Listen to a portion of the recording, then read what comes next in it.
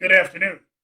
Today is Tuesday, March 9th, and I'm once again coming to you from my office for my commissioner in car. It's actually going to be one of my last commissioner in cars from my home office as the Onondaga County Board of Elections is ending our work from home and going back to work next week full time in our office. We've been doing 3 days at home and 2 days in the office, and now it's going to be everybody in the office every day, starting on Monday. So this will be my last commissioner in a car from my office. I'll be back in the car next week. Um, but this week, I wanted to talk to you about election day polling places. Uh, you may it may not you may not know this, but we actually have to set our election day polling places in March for November. So um, on March 15th of every year, the election law calls for the boards of elections to decide their election day polling places and start to, um, you know, start to publish them. We actually had to do it a little early this year at Onondaga County Board of Elections because our vendor that does our mail check cards, those little yellow cards that go out to you, um, every year asked for us to get it done by February 26th. So we've been working on that all month long. We had a lot of leases that were up and a lot of polling places that decided they didn't want to be polling places anymore.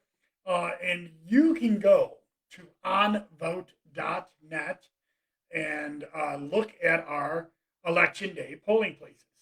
And if you go to the polling place section at onvote.net, you can get a full list of every polling place and every election district of where that polling place is. And that has already been uploaded to our nice voter system.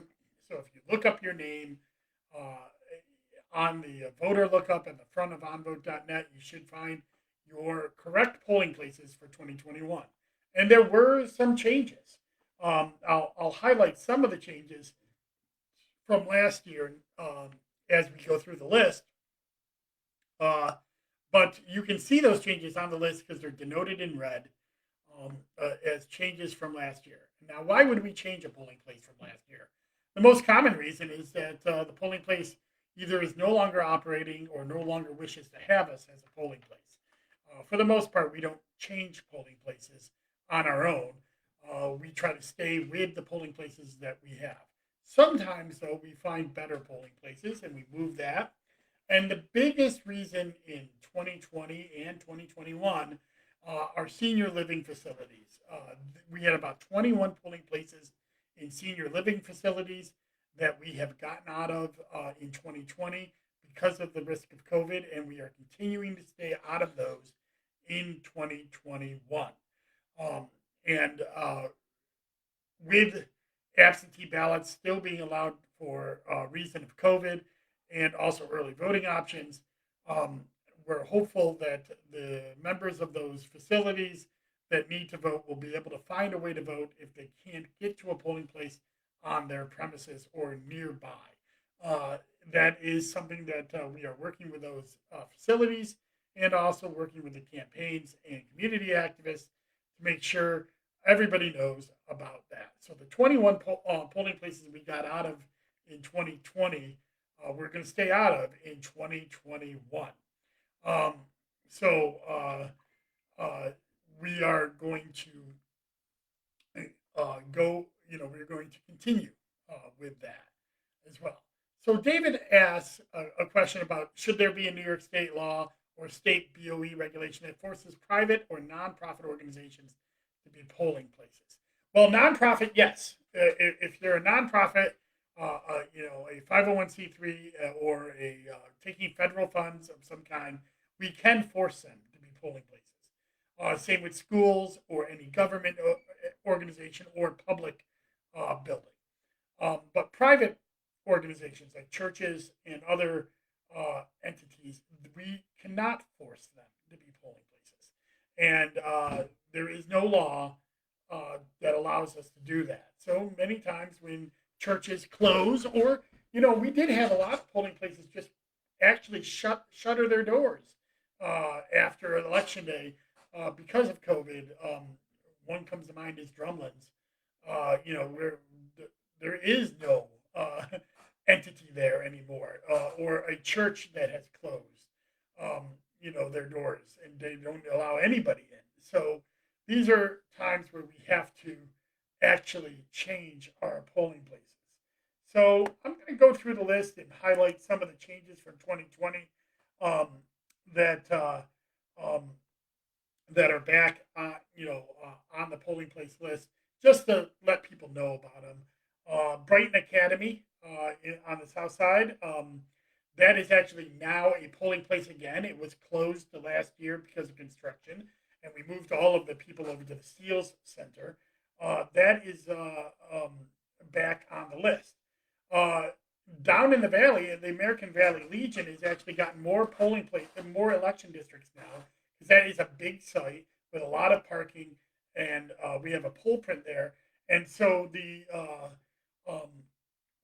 old church over there, the St. Michael's church that we were using, that was right next to um, the American Valley, we ended up closing, and we're consolidating all of the election districts into the American Valley Legion in the 14th ward. It's going to be a better polling place for most of these people, and also, it definitely has the ability to accommodate those. Another polling place change in the east side, Pettit Branch Library. We decided to close that. It was a very small polling place that couldn't really fit the equipment that we have with modern elections. And also, we had another polling place, Irwin First United, that was in the same election district as Pettit Branch Library. So we just moved those voters. They're really, most of the voters don't have any farther to travel. They're just going to a different polling place. So Pettit Branch Library is no longer a polling place and is staying with Irwin First United.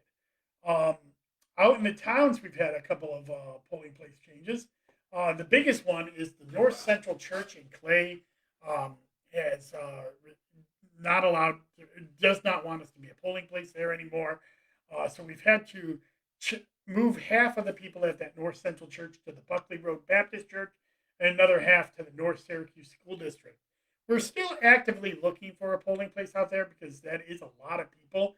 But since that church has closed and there is no other buildings right now in that area, we had to make a decision of where those voters go. But we are still looking at that, and I'll go over what happens when we make a polling place change after March. The the Fayetteville Free Library has been closed as a polling place, and those voters have been moved over to the East Syracuse Fire Station number 2, which is right next door, and a better polling place for them. And we're going to be putting a poll print unit out there. Lots of parking, big room. It's a wonderful polling place, and I think it's going to even be better for those voters. In the town of Geddes, we did a little bit of rearranging. We because we still can't get into St. Camilla's. We moved a lot of the election districts around so they go to places that are closer to them than what was happening in last year's election. So if you look at the town of Geddes, we haven't lost any polling places, but we moved some people around to polling places that were closer to them, as opposed to making them all go to the Solvay Youth Department or the new polling place, the Solvay Fire Department that we got at the end of last year. In Lafayette, we are consolidating the entire town of Lafayette to the Lafayette Fire Station number 1. You may realize that that is an early voting site as well. And we are consolidating all of the election districts in Lafayette to that site, keeping all of the equipment there for early voting, and it's really a better polling location. Some of the people were traveling, a long way to vote, and some of them were traveling to the Lafayette Commons building. And some of them were going to the Southwood Fire Department all the way over in Onondaga. So we've consolidated the entire town of Lafayette into the Lafayette Fire Station number 1. It's going to be a better polling place for all of those people as well. Out in the town of Onondaga, we've closed the Onondaga Free Library, which is right across the street from the next polling place, which is the St. Michael and St. Peter Church. We've consolidated all the voters in there, and it's going to be a better polling place for those voters, and we're going to have a poll print in there. It's going to work better for them. And yes, David, Fayetteville Free Library, not Fayetteville Free Library. I'm sorry, I think I misspoke. Fayetteville Free Library is still going to be a polling place. It was the little library in DeWitt that was closed. So the Fayetteville Free Library is still a polling place. That's the manliest polling place. But there was a small library in DeWitt that was closed that was moved over to the East Syracuse Library. So no, Fayetteville Free Library is still open. The next, and I believe that's all of the changes that we have made so far. So we've eliminated a few polling places, and so now what happens after this March polling place? So this polling place list that is up on the Board of Elections website at onvote.net has been agreed to by both commissioners in our March meeting, and it has been voted on. So now if we want to change that, we have to vote on it again. We may make changes, but the only reason we would make changes is two things happen. A polling place unexpectedly closes. Businesses close, churches close.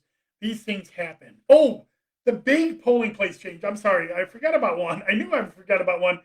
Drumlin's. That remind me. Drumlin's closed. So where do those voters go? Those voters are going to go to South Campus, the Goldstein Student Center. Most of those voters are going to go there. Some of them are going to go to the Spiritual Renewal Center. These will be great sites for them. There's going to be parking.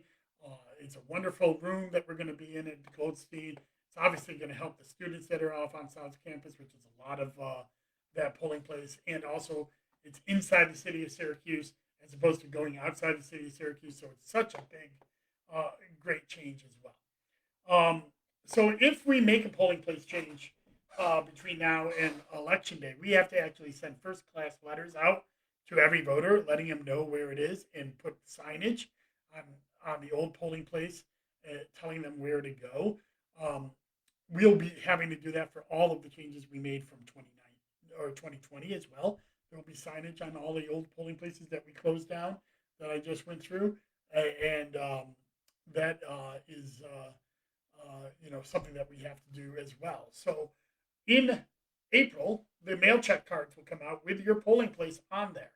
And if that changes, we would have to send a letter to you by first class mail and put notifications on the new polling place. Some of the areas that we're looking at, there's some areas in Geddes, in Clay, and in the valley portion of Syracuse that we may make some. We're still looking for some polling places because we have some that closed down, and some of the areas we want to make sure that they're more in compliance with what election law calls for, and also better for the voters there.